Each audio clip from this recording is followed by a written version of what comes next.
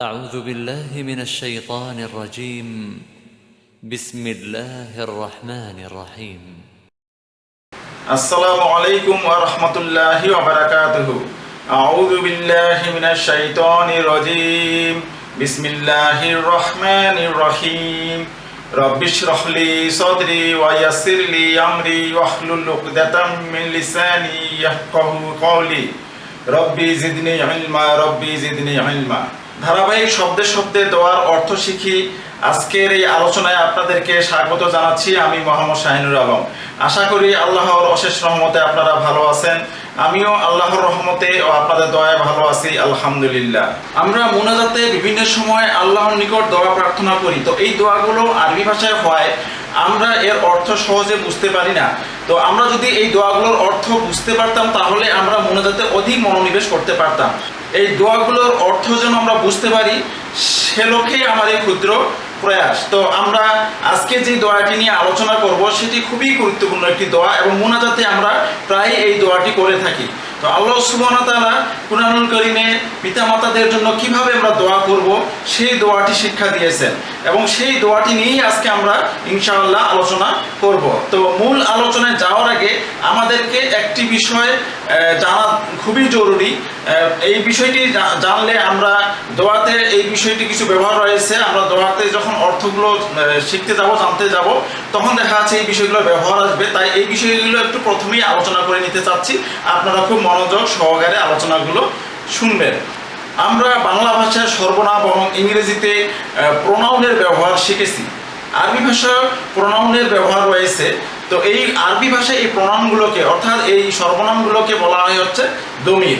তো এই দমিরগুলো আরবি ভাষায় আবার দুই প্রকার, একটি হচ্ছে দমিরুন মুনফাসিলুন আর একটি হচ্ছে দমিরুন মুত্তাসিলুন।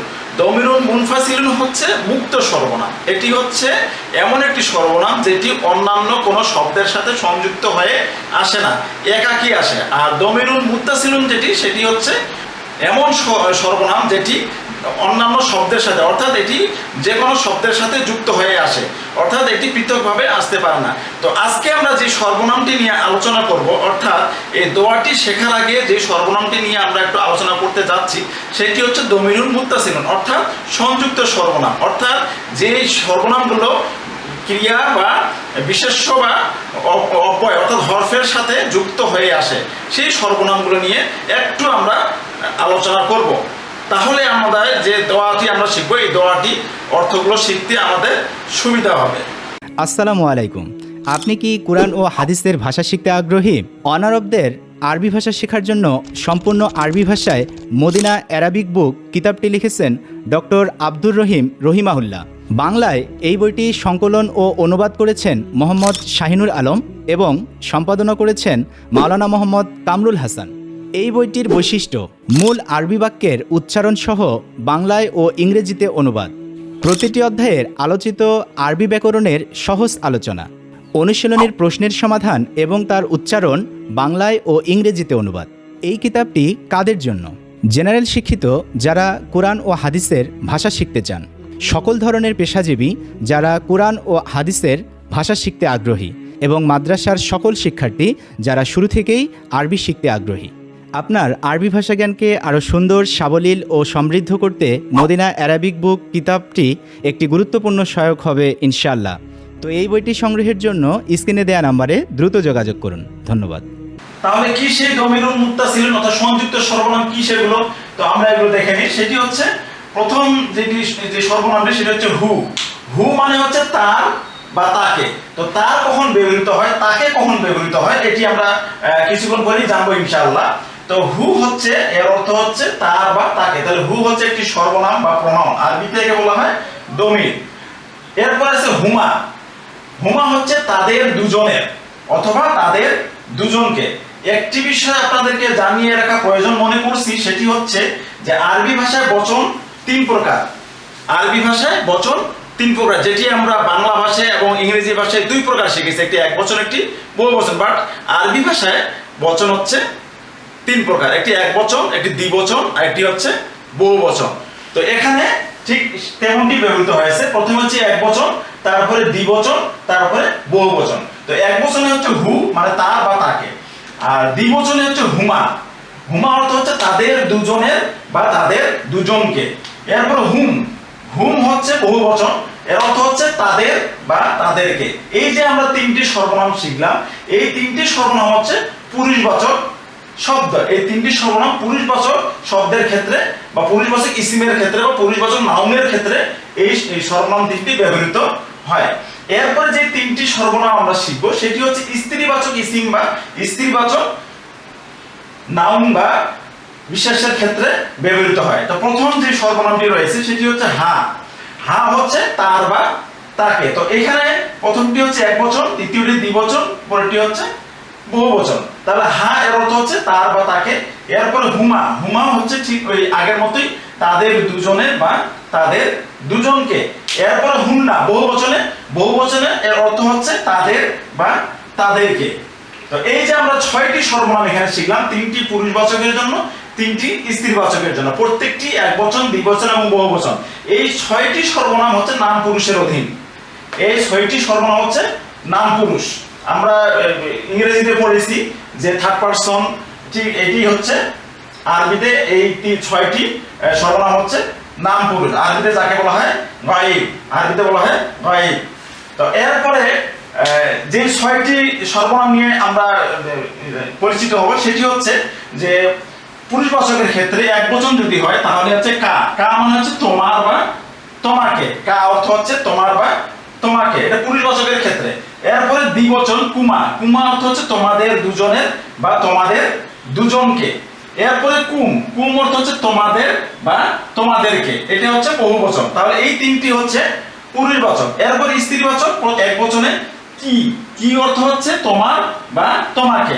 এরপরে কুমা, কুমা অর্থ হচ্ছে তোমাদের দুজনের বা তোমাদের দুজনকে, এটা দ্বিবচন। এরপরে বহুবচনে কুন্না, কুন্না অর্থ হচ্ছে তোমাদের বা তোমাদেরকে। তাহলে এই তিনটি হচ্ছে স্ত্রীবাচক আর এই তিনটি হচ্ছে পুরুষবাচক। আর টোটাল যে 6টি সর্বনাম আমরা পেলাম এটি হচ্ছে মধ্যম পুরুষ, এটি হচ্ছে মধ্যম পুরুষ, অর্থাৎ ইংরেজিতে সেকেন্ড পারসন। আর আরবিতে এই 6টি যে সর্বনাম রয়েছে, আরবিতে এই পুরুষের যদি আমরা এই মধ্যম পুরুষের ক্ষেত্রে আরবিতে যদি বলতে চাই তাহলে এটি হচ্ছে মুখাতাব বলা হয়, একে মুখাতাব বা হাদির বলা হয়।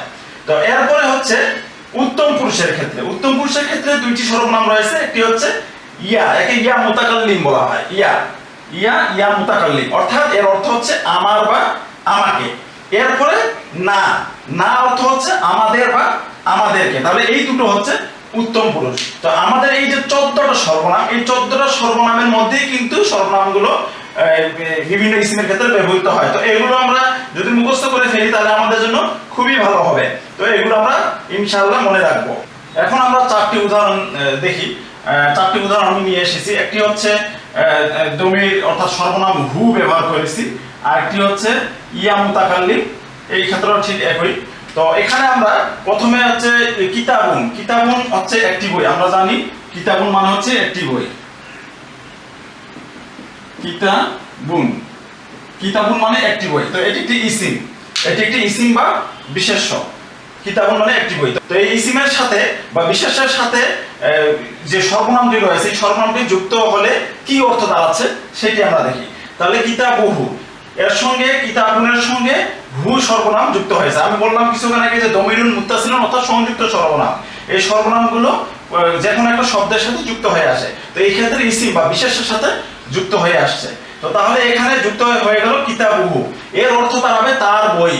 হু অর্থ এখানে হবে তা, হু অর্থ এখানে হবে তা, অর্থাৎ তার বই। কিতাবুহু তার বই। এরপরে কিতাবি, কিতাবি অর্থ হচ্ছে আমার বই, এর অর্থ হচ্ছে আমার বই, আমার বই। আমরা যে ইয়া মুতাকাল্লিম পড়েছিলাম উত্তম পুরুষের ক্ষেত্রে যে আমার অথবা আমাকে, আমার অথবা আমাকে। তো এখানে কিন্তু এর অর্থ হচ্ছে আমার বই।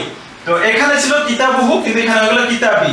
তো একটি জিনিস আমরা মনে রাখবো, এটা ওই দোয়াতে ব্যবহার রয়েছে। একটি জিনিস আমরা মনে রাখবো যে ইয়া, ইয়া সব সময় ইয়া যখন যজম হয়ে আসবে এই ইয়া কিন্তু পূর্বের অক্ষরে জের চায়, পূর্বের অক্ষরে জের চায়। সেজন্য কিন্তু কিতাবুহু হয়ে গেল কিতাবি, জের হয়ে গেল। এটা মূলত কিতাবুহু ছিল, কিতাবু ছিল, কিন্তু যেহেতু ইয়া মুতাকাল্লিম আসছে এবং যজম যুক্ত ইয়া পূর্বের শব্দে পূর্বের হরফে, শব্দ না পূর্বের হরফে জের চায়, যে কারণে এই যে পেশটি জের হয়ে গেছে, কিতাবি হয়ে গেছে। তো তাহলে এখানে দাঁড়ালো আমার বই। এরপরে নাসরা, নাসরা এর অর্থ হচ্ছে সাহায্য করা, এর অর্থ সাহায্য করা। এটি কিন্তু একটি ফেইল বা ক্রিয়া। নাসরা মানে হচ্ছে সাহায্য, সে সাহায্য করলো। নাসরা অর্থ হচ্ছে সে সাহায্য করলো, এটি হচ্ছে একটি ক্রিয়া। তো ক্রিয়ার সঙ্গে যখন কোনো সংযুক্ত সর্বনামগুলো যুক্ত হয়ে আসবে তখন সেগুলো কিন্তু কে উচ্চারিত হবে, কে অর্থে দাঁড়াবে। যেমন এখানে আমরা হু সর্বনামকে নিয়ে এসেছি, নাসরা হু, অর্থাৎ সে তাকে সাহায্য করলো। তাহলে এর অর্থ দাঁড়িয়ে গেল তাকে, সে তাকে সাহায্য করলো। এরপরে নাসরানি, তো নাসরানি এখানেও ইয়া মুতাকাল্লিম ব্যবহৃত হয়েছে। তো আমরা দেখলাম যে ইয়া মুতাকাল্লিম যদি আসে তাহলে তার পূর্বের হরফে জের হয়, কিন্তু ফেইলের ক্ষেত্রে একটা নিয়ম হচ্ছে যে ফেইলের যে জবর জের পেশ রয়েছে এগুলো কিন্তু পরিবর্তন করা যাবে না। ইসমের ক্ষেত্রে করা যায়, কিন্তু ফেইলের ক্ষেত্রে অর্থাৎ ক্রিয়ার ক্ষেত্রে যে জবর জের পেশগুলো রয়েছে এগুলো চেঞ্জ করা যায় না। অর্থাৎ ক্রিয়ার মূল গঠনটি ঠিক রাখতে হয়, ক্রিয়ার মূল গঠনটি ঠিক রাখতে হয়। এই মূল গঠনটি ঠিক রাখার জন্য এই অতিরিক্ত একটি নুন নিয়ে আসা হয়েছে। নুন নিয়ে আসে তখন এই নুনের নিচে জের দিয়ে ইয়া মুতাকাল্লিমকে লাগানো হয়েছে, এটি আমরা মনে রাখবো।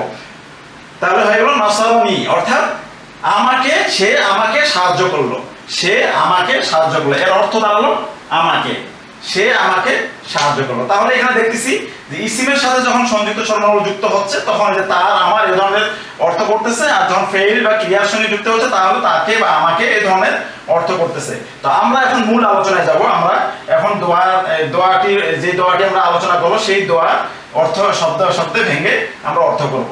আমরা যে দোয়াটি নিয়ে আলোচনা করব সেটি হচ্ছে সূরা বনী ইসরাঈলের 24 নম্বর আয়াতের একটি অংশ।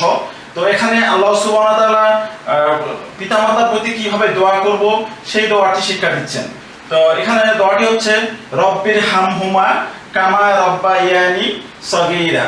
তো এই যে দোয়াটি, এই দোয়াটি আমরা শব্দ ভেঙে ভেঙে এখন আলোচনা করব। তো প্রথমে যে শব্দটি রয়েছে সেটি হচ্ছে রব্বি। রব্বি শব্দটি কিভাবে এসেছে আমরা এর আগে যে দোয়াটি আমরা শিখেছিলাম, তো এই দোয়াটি যদি আমরা ভিডিওটি দেখে থাকি তাহলে আমরা দেখব। যদি আপনারা ভিডিওটি না দেখে থাকেন আমার অনুরোধ থাকবে ভিডিওটি দেখে আসেন। তো সেখানে আমরা রব্বুনা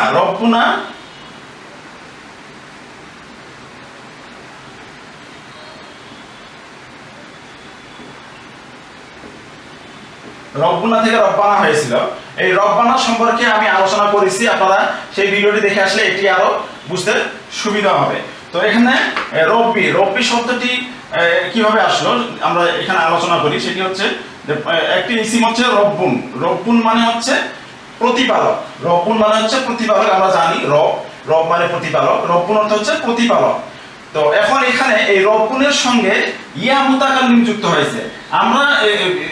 আমরা কিছুক্ষণ আগে যে সংযুক্ত সর্বনামগুলো দেখলাম, আরবিতে যে সংযুক্ত সর্বনামগুলো দমিরুল মুত্তাসিলগুলো দেখলাম, সেখানে আমরা উত্তম পুরুষে আমরা দেখেছিলাম যে একটি ছিল হচ্ছে ইয়া মুতাকাল্লিম, অর্থাৎ এর অর্থ হচ্ছে আমার বা আমাকে, এর অর্থ হচ্ছে আমার বা আমাকে। এই ইয়া মুতাকাল্লিম এই রব্বুনের সাথে যুক্ত হবে।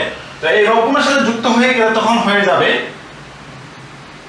রব্বি, তখন হয়ে যাবে রব্বি। তো আমি বলেছিলাম যে এটা মূলত আসলে এখানে পেশ হওয়ার কথা ছিল, এখানে এক পেশ হওয়ার কথা ছিল, কিন্তু তা না হয় জের হয়েছে। এই কারণে আমি বলেছিলাম যে ইয়া মুতাকাল্লিমের পূর্বে যে হরফটি থাকবে সেই হরফে সবসময় জের নিবে, অর্থাৎ ইয়া যখন যজমযুক্ত ইয়া আসবে তখন তার পূর্বের হরফে সে জের চাবে। সেই কারণে এখানে কিন্তু জের হয়েছে, রব্বি হয়েছে। এই রব্বি অর্থ হচ্ছে আমার প্রতিপালক। আমরা যে কিছুক্ষণ আগে উদাহরণ নিয়েছিলাম যে কিতাবি অর্থ হচ্ছে আমার বই, ঠিক এইটাই কিন্তু রব্বি অর্থ হচ্ছে আমার প্রতিপালক, রব্বি অর্থ হচ্ছে আমার প্রতিপালক। তাহলে এখানে ইয়াটি রয়েছে ইয়া মুতাকাল্লিম, এই ইয়া মুতাকাল্লিমকে এখানে তুলে দেওয়া হয়েছে, হজব করা হয়েছে। আরবি ব্যাকরণে, আরবি ভাষায় কিছু কিছু ক্ষেত্রে কিছু হরফ তুলে দেওয়া যায়, অর্থাৎ হজব করা যায়, অর্থাৎ এই ইয়াকে বিলুপ্ত করা হয়েছে, এখানে ইয়াকে বিলুপ্ত করা হয়েছে, অর্থাৎ ওখানে ইয়াটি উজ্জ্বল রয়েছে, এখানে বলা যায় যে ইয়াটি উজ্জ্বল রয়েছে। তো এরপরে আমরা এখানে তাহলে পাইলাম রব্বি মানে হচ্ছে আমার প্রতিপালক। তো পূর্বে একটি ইয়া হরফে নিদা ইয়া উজ্জ্ব রয়েছে। হরফে নিদা কি আমরা পূর্বের দোয়াতে শিখেছিলাম। হরফে নিদা হচ্ছে যে ডাকার ক্ষেত্রে আমরা যখন কাউকে ডাকি হে ওহে ওহে লোক হে লোক, ইংরেজিতে ও মাই ব্রাদার, এই যে ওহে হে ব্যবহৃত হচ্ছে ইংরেজি এবং বাংলাতে। আরবিতেও ঠিক তেমনই কিছু শব্দ রয়েছে যে শব্দগুলোকে হরফে নিদা বলা হয়, অর্থাৎ ডাকার হরফ, ডাকার অব্যয়, হ্যাঁ হরফে নিদা বলে। তার মধ্যে একটি বহুল পরিচিত বহুল ব্যবহৃত হচ্ছে ইয়া। তাহলে এখানে হবে হচ্ছে ইয়া রব্বি, হে আমার রব, হে আমার প্রতিপালক, এই ইয়াটি কিন্তু এখানে উজ্জ্বল রয়েছে। এরপরে ইরহাম হুমা, আমরা জানি ক্রিয়াগুলো, আরবি ক্রিয়াগুলো মাজদার থেকে রূপান্তরিত হয়, আরবি ক্রিয়াগুলো মাজদার থেকে গঠিত হয়। অর্থাৎ মাজদার বলতে বোঝাচ্ছে ভার্বাল নাউন বা ক্রিয়া বিশেষ্য। আরবি ভার্বগুলো ক্রিয়া বিশেষ্য থেকে রূপান্তরিত হয়ে আসে। আরবি ক্রিয়াগুলো মাজদার বা ভার্বাল নাউন বা ক্রিয়া বিশেষ্য থেকে গঠিত হয়। তো সেইরকম একটি মাজদার, সেটি হচ্ছে রহমাতুন। রহমাতুন মানে হচ্ছে রহম করা, দয়া করা বা অনুগ্রহ করা। রহমাতুন অর্থ হচ্ছে রহম করা, দয়া করা বা অনুগ্রহ করা। তো এইটা হচ্ছে ভার্বাল নাউন বা মাজদার, আরবিতে মাজদার, বাংলাদেশ ক্রিয়া বিশেষ্য। তো এই মাজদার থেকে গঠিত হয়েছে হচ্ছে রহিমা।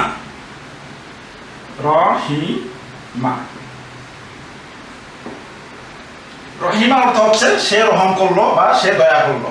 তো আমরা জানি আরবি ক্রিয়াগুলো তিন প্রকার, একটি হচ্ছে অতীতকালের ক্রিয়া, একটি হচ্ছে বর্তমানকালের ক্রিয়া, একটি হচ্ছে আদেশবাচক ক্রিয়া। তো এই রহিমা শব্দটি, এই রহিমা ক্রিয়াটির আদেশবাচক ক্রিয়া হচ্ছে ইরহাম। আদেশবাচক ক্রিয়া হচ্ছে ইরহাম।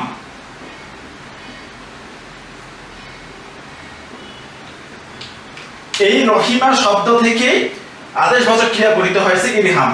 আমরা জানি যে আরবি ক্রিয়াগুলো বা আরবি ফেইলগুলো মাজদার থেকে গঠিত হয় এবং পরবর্তী যে ক্রিয়াগুলো, এই ক্রিয়াগুলো পরবর্তীতে ওই ক্রিয়া থেকে রূপান্তরিত হয়ে আসে। তো এখানে যে ক্রিয়াটি রয়েছে এটি হচ্ছে আদেশবাচক ক্রিয়া। আরবিটাকে বলা হয় ফেইলুল আমর, আদেশবাচক ক্রিয়া। তো এই রহিমা শব্দ থেকে, এই রহিমা ক্রিয়া থেকে যে আদেশবাচক ক্রিয়াটি গঠিত হয়েছে সেটি হচ্ছে ইরহাম। এর অর্থ হচ্ছে দয়া করো, এখন এই ইরহাম শব্দের সঙ্গে ওই যে দমিরুল মুত্তাসিল অর্থাৎ সংযুক্ত সর্বনাম হুমা, এই হুমাটি যুক্ত হয়েছে, অর্থাৎ তাদের দুজনকে, এই যে হুমা, এই হুমাটি যুক্ত হয়ে তাদের দুজনকে হয়েছে, অর্থাৎ ইরহাম হুমা,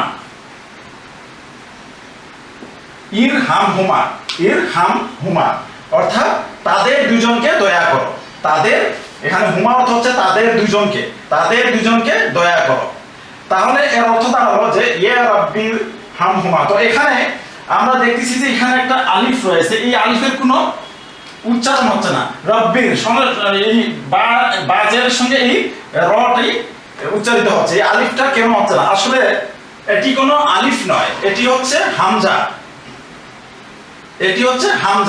আরবিতে হামজা হচ্ছে দুই প্রকার, একটি হামজাতুল অসলি আর একটি হচ্ছে হামজাতুল কতঈ।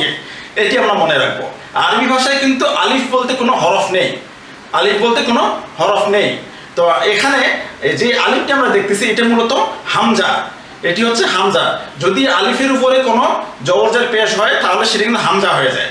তো এই হামজাটি হচ্ছে দুই প্রকার আরবিতে, একটি হচ্ছে হামজাতুল কতঈ আর একটি হচ্ছে হামজাতুল অসলি। এটি আমরা মনে রাখবো। তো হামজাতুল অসলি, এখানে এটি হচ্ছে হামজাতুল ওয়াসলি। তা হামজাতুল অসলি কি? হামজাতুল অসলি হচ্ছে যে যদি পূর্বের কোনো শব্দের সঙ্গে অর্থাৎ বাক্যের মাঝখানে যদি এই হামজাটি আসে তাহলে এই হামজার কোনো উচ্চারণ হবে না, লিখতে আসবে কিন্তু উচ্চারিত হবে না। সেই কারণে কিন্তু এখানে এই হামজাটি উচ্চারিত হচ্ছে না।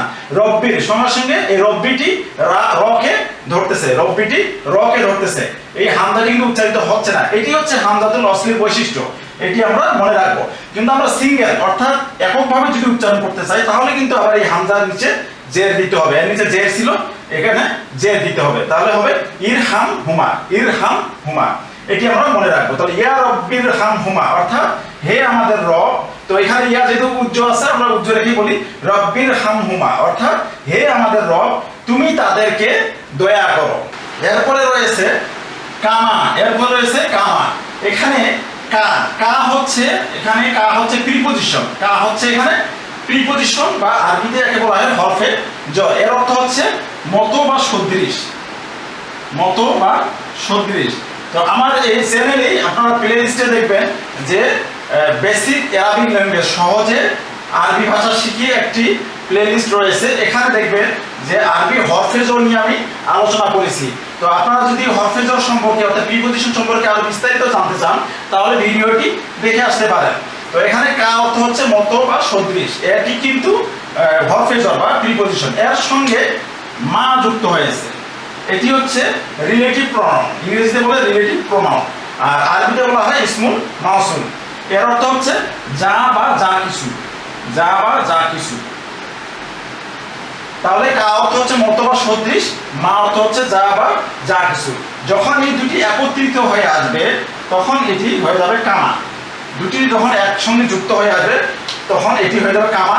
এর অর্থ তখন দাঁড়াবে যেভাবে, এর অর্থ তখন দাঁড়াবে যেভাবে, অর্থাৎ তারা যেমন ভাবে আমাদেরকে প্রতিপালন করেছিল ছোটবেলায় ঠিক তার মতো, তার সদৃশ তারা আমাদের। এখানে মূলত এই কামা হচ্ছে যে তারা ছোটবেলায় আমাদেরকে যা করেছিল, যা কিছু করেছিল তার মতো, তার মতো, হ্যাঁ ঠিক এরকমই। তো যাই হোক, আমরা এই কামাটিকে যেহেতু এখানে কা আর মা যুক্ত হয়ে কামা হয়ে গেছে, এর অর্থ হবে যেভাবে। আমরা এই যেভাবে শব্দটি হচ্ছে বেশি অ্যাপ্রোপ্রিয়েট হবে এখানে, যেভাবে যেভাবে অর্থ করবো আমরা যেভাবে। তাহলে কামা হচ্ছে যেভাবে। এরপরে শব্দ হচ্ছে রব্বায়ানি, রব্বায়ানি। তো এখানে একটি বিষয়ে আপনাদের ধারণা না দিলেই নয়, সেটি হচ্ছে যে আরবি যে ক্রিয়াগুলো রয়েছে, আরবি ক্রিয়াগুলোকে আরবিতে বলা হয় ফাইল। তো এইগুলো বিভিন্ন গঠন রয়েছে, এই আরবি ক্রিয়াগুলোর বিভিন্ন গঠন রয়েছে। টোটাল 43টা গঠন রয়েছে, মোট 43টা গঠন রয়েছে। তো এই গঠনগুলোকে 43টা মূল গঠন আর কি, এই গঠনগুলোকে আবার আরবিতে বলা হয় বাব, অর্থাৎ 43টি বাব রয়েছে। এই 43টি বাবের আসলে সকল ব্যবহার কোরআন শরীফে নেই। তো এগুলো মোটামুটি 21টি কি 22টির মতো ভাবে ব্যবহার রয়েছে কোরআনে। তো যাই হোক, এগুলো আমাদের এখনই জানার বিষয় নয়। তো আমরা এতটুকু মনে রাখবো যে আরবি যে ক্রিয়াগুলো রয়েছে, এই ক্রিয়ার কিছু গঠন রয়েছে, যেই গঠনগুলোকে বলা হয় হচ্ছে বাব। তো এই বাব হচ্ছে মোট 43টি। তো এখানে একটি বাবের গঠন হচ্ছে, ক্রিয়ার গঠন হচ্ছে ফাআলা।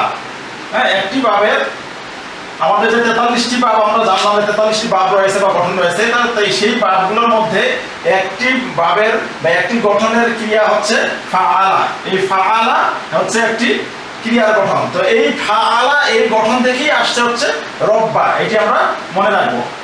এই ফাআলা গঠন থেকেই আসছে রব্বা। তো আমরা কিছুক্ষণ আগে জেনেছিলাম যে আরবি যে ক্রিয়াগুলো রয়েছে, এই আরবি ক্রিয়াগুলো মাজদার থেকে গঠিত হয়, আরবি ক্রিয়াগুলো মাজদার থেকে গঠন হয়ে আসে। তো একটি মাজদার হচ্ছে তারবিয়াতুন, একটি মাজদার তারবিয়াতুন। এই তারবিয়াতুন শব্দের অর্থ হচ্ছে লালন পালন করা, ভরণ পোষণ করা। একটি শব্দ হচ্ছে তারবিয়াতুন, এর অর্থ হচ্ছে লালন পালন করা, ভরণ পোষণ করা। তো এই তারবিয়াতুন মাজদার থেকে বা ভার্বাল নাম থেকেই এই রব্বা ক্রিয়াটি গঠিত হয়েছে। এই তারবিয়াতুন মাজদার থেকেই এই রব্বা ক্রিয়াটি গঠিত হয়েছে, মাজদার বা একে ভার্বাল নাউন বলা হয়। তো এই রব্বার যে ক্রিয়াটি রয়েছে, এই ক্রিয়াটির গঠন হচ্ছে ফাআলা গঠনের, এটি আমরা মনে রাখবো। রব্বার যে ক্রিয়াটি এসেছে তারবিয়াতুন মাজদার থেকে, এই রব্বার শব্দটি কিন্তু, এই ক্রিয়াটি কিন্তু ফাআলা এই গঠনের ক্রিয়া, এটি আমরা মনে রাখবো। তো এটি একটি হচ্ছে বাব, এটি বাবের ক্রিয়া। তো এটি আমরা মনে রাখবো। তাহলে এই রব্বা অর্থ হচ্ছে যে লালন পালন করা বা ভরণ পোষণ করা। তো এই রব্বা শব্দ থেকে পরবর্তী ক্রিয়াগুলো কিন্তু গঠিত হয়। এটি এক বচনে, এরপরে দ্বিবচনের একটি গঠন রয়েছে, বহু বচনের গঠন রয়েছে। তো সেই গঠনগুলো কিন্তু এই ক্রিয়া থেকেই আসে। তো এরপরে অতীতকাল, এই ক্রিয়া থেকে গঠিত অতীতকাল নাম পুরুষ দ্বিবচন ও পুরুষবাচক যে ক্রিয়াটি হচ্ছে সেটি হচ্ছে রব্বাইয়া, সেটি হচ্ছে রব্বাইয়া। এই যে রব্বা শব্দ থেকে পরবর্তীতে যে অতীতকাল নাম পুরুষ দ্বিবচন পুরুষবাচক যে ক্রিয়াটি গঠিত হলো সেটি হচ্ছে রব্বাইয়া, এটি আমরা মনে রাখবো। এর অর্থ হচ্ছে যে তারা দুজন লালন পালন করেছে। এর অর্থ হচ্ছে তারা দুজন লালন পালন করেছে। তো এর সঙ্গে ওই যে আমরা সংযুক্ত সর্বনাম পড়েছিলাম, যে ইয়া মুতাকাল্লিম পড়েছিলাম, এই ইয়া মুতাকাল্লিম এখানে যুক্ত হবে, এই রব্বা ইয়ার সঙ্গে মুতাকাল্লিম যুক্ত হবে। তো যেহেতু এটি একটি ফেল অর্থাৎ ক্রিয়া, আমি কিছুক্ষণ আগে বলেছিলাম যে ক্রিয়ার গঠনকে কিন্তু পরিবর্তন করা যায় না, আর ইয়া মুতাকাল্লিম কিন্তু কি করে, তার পূর্বের হরফকে জের দেয়। তো এখানে আমরা দেখতেছি যে রব্বা ইয়া এটি হচ্ছে একটি ক্রিয়া, দ্বিবচনের ক্রিয়া, এই ক্রিয়াটির সঙ্গে আমাদেরকে ইয়া মুতাকাল্লিম যুক্ত করতে হবে, কিন্তু এই গঠনটাকে নষ্ট করা যাবে না, এই গঠনটিকে ঠিক রাখতে হবে। তাহলে এর সঙ্গে এই যে নুন যুক্ত হয়ে ইয়া হবে, নুন যুক্ত হয়ে ইয়া হবে, তাহলে নি হবে এখানে, তাহলে হবে রব্বা ইয়ানি, রব্বা ইয়ানি। তো এর অর্থ দাঁড়ালো যে আমাকে তারা দুজন, এখানে কিন্তু রব্বা ইয়া অর্থ হচ্ছে তারা দুজন লালন পালন করেছে, তাহলে এর অর্থ দাঁড়ালো আমাকে তারা দুজন লালন পালন করেছে। তো এই যে এখানে নুনটি ব্যবহৃত হলো, এই নুনটিকে বলে নুনুল উইকায়া, এটা আমরা মনে রাখবো, এই নুনটিকে বলা হয় নুনুল উইকায়া। তো এইটা আমরা মনে রাখবো। তাহলে এর অর্থ হলো রব্বা ইয়ানি অর্থ হচ্ছে তারা দুজন লালন পালন করলো বা তারা দুজন লালন পালন করেছে। আমি আরেকটু বলে নিই যে সহজভাবে, সেটি হচ্ছে যে আরবি ক্রিয়াগুলো মাজদার বা ভার্বাল নাউন থেকে গঠিত হয়ে আসে। তো একটি মাজদার বা ভার্বাল নাউন হচ্ছে তারবিয়াতুন, এর অর্থ হচ্ছে লালন পালন করা বা ভরণ পোষণ করা। এই তারবিয়াতুন শব্দ থেকেই যে ক্রিয়াটি গঠিত হয়েছে বা ফেইলটি গঠিত হয়েছে সেটি হচ্ছে রব্বা, এবং এই রব্বা শব্দটি কিন্তু আরবি যে গঠনগুলো রয়েছে সেই আরবি গঠনে ফাআলা গঠন থেকে এসেছে। আচ্ছা, এই রব্বা থেকে পরবর্তীতে অতীতকাল নাম পুরুষ দ্বিবচন ও পুরুষবাচক যে ক্রিয়াটি গঠিত হয়েছে সেটি হচ্ছে রব্বা ইয়া। এর সঙ্গে আমরা ইয়া মুতাকাল্লিম অর্থাৎ আমাকে এটি যুক্ত করতে হবে। ইয়া মুতাকাল্লিম যুক্ত করার জন্য একটি নুনুল বিকায়া নিয়ে আসতে হচ্ছে, এই কারণে যে সে হচ্ছে ক্রিয়া এবং ক্রিয়ার গঠনকে ঠিক রাখতে হয়, কিন্তু ইয়া মুতাকাল্লিম আবার পূর্বের হরফে জের চায়, তো যেই কারণে এই নুনকে অতিরিক্ত নিয়ে আসা হয়েছে। তাহলে রব্বা ইয়ানি অর্থ হচ্ছে আমাকে লালন পালন করেছে। আমরা একটু এই গ্রন্থের অর্থ করি, রব্বির হামহুমা কামা রব্বায়ানি। তো এর অর্থ হচ্ছে যে হে আমার রব, হে আমার প্রতিপালক, তাদের প্রতি, তাদের দুজনের প্রতি দয়া করো যেভাবে তারা আমাকে লালন পালন করেছে। 3 অক্ষরের একটি আরবি ক্রিয়া হচ্ছে সগীর। তো এর অর্থ হচ্ছে ছোট হওয়া, হীন হওয়া। তো এই ক্রিয়া থেকে গঠিত একটি ইসিম বা একটি বিশেষ্য হচ্ছে সগীরুন।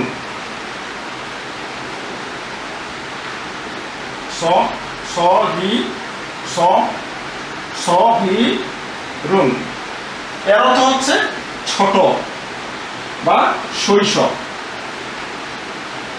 এটি আমরা মনে রাখবো। সগীর এর অর্থ হচ্ছে ছোট হওয়া বা হীন হওয়া। এই ক্রিয়া থেকে গঠিত একটি ইসিম বা একটি বিশেষ্য হচ্ছে সগীরুন, এর অর্থ হচ্ছে ছোট বা শৈশব। তো এখানে এই সগীরুন এই শব্দটি রব্বা ইয়ানি অর্থাৎ এটি একটি ফেইল বা ক্রিয়া, এই ক্রিয়া কিন্তু অবজেক্ট বা কর্ম হিসেবে এসেছে। সগীরুন এই ইসিমটি, এই বিশেষ্যটি রব্বা ইয়ানি যে ক্রিয়াটি রয়েছে এই ক্রিয়াটির কর্ম বা অবজেক্ট হিসেবে এসেছে। তো এই কর্ম বা অবজেক্ট হিসেবে আসার কারণে কিন্তু এটি জবরযুক্ত হয়েছে, অর্থাৎ সগীরন হয়েছে, সগীরন হয়েছে। তো তাহলে আমরা এটা দেখলাম, এর অর্থ হচ্ছে শৈশব বা ছোট। তো এখানে আমরা এখন আবার পুরো দোয়াটির অর্থ বলি। রব্বি অর্থাৎ হে আমার রব, ইরহাম হুমা তাদের দুজনকে রহম করো, কামা যেভাবে রব্বা ইয়ানি তারা দুজন আমাকে লালন পালন করেছেন, সগীরা শৈশবে। তাহলে পুরোটাই দাঁড়াচ্ছে রব্বির হাম হুমা কামা রব্বায়ানি সগীরা। এর অর্থ হচ্ছে হে আমার রব, তাদের দুজনকে দয়া করো বা রহম করো যেভাবে তারা আমাকে ছোটবেলায় বা শৈশবে লালন পালন করেছেন। তো এই হলো আজকের দোয়া। তো এই দোয়াটি আমরা আশা করি এই দোয়াটি আমরা অর্থে শব্দে অর্থ করে আমরা বুঝেছি যে এই দোয়াটির অর্থ আসলে কি। তো আমরা যখন এই দোয়াটি আমরা মুনাজাতে যখন আলোচনা মুনাজাতে যখন আমরা এই দোয়াটি পড়বো তখন নিশ্চয়ই আমরা বুঝতে পারবো যে আমরা মুনাজাতে আল্লাহর কাছে কি বলতেছি, আমরা আল্লাহর কাছে কি চাচ্ছি। তো ভিডিওটি যদি আপনাদেরকে ভালো লেগে থাকে এবং এই ভিডিও থেকে যদি আপনারা কিছু শিখে থাকেন তাহলে আমার অনুরোধ রইবে ভিডিওটিতে লাইক, কমেন্ট এবং শেয়ার দিবেন এবং আমার চ্যানেলটিকে সাবস্ক্রাইব করে পাশে থাকবেন। আমার চ্যানেলটিকে সাবস্ক্রাইব করলে আমার যে পরবর্তী ভিডিওগুলো আসবে সেই ভিডিওগুলোর নোটিফিকেশন আপনারা পেয়ে যাবেন। তো আপনাদের কাছে আবারও দোয়া চেয়ে আজকে এখানে শেষ করছি। আগামীতে আরও অন্য কোনো দোয়া নিয়ে ইনশাআল্লাহ হাজির হব। তো সে পর্যন্ত আপনারা ভালো থাকবেন, সুস্থ থাকবেন। আসসালামু আলাইকুম ওয়া রাহমাতুল্লাহি ওয়া বারাকাতুহু।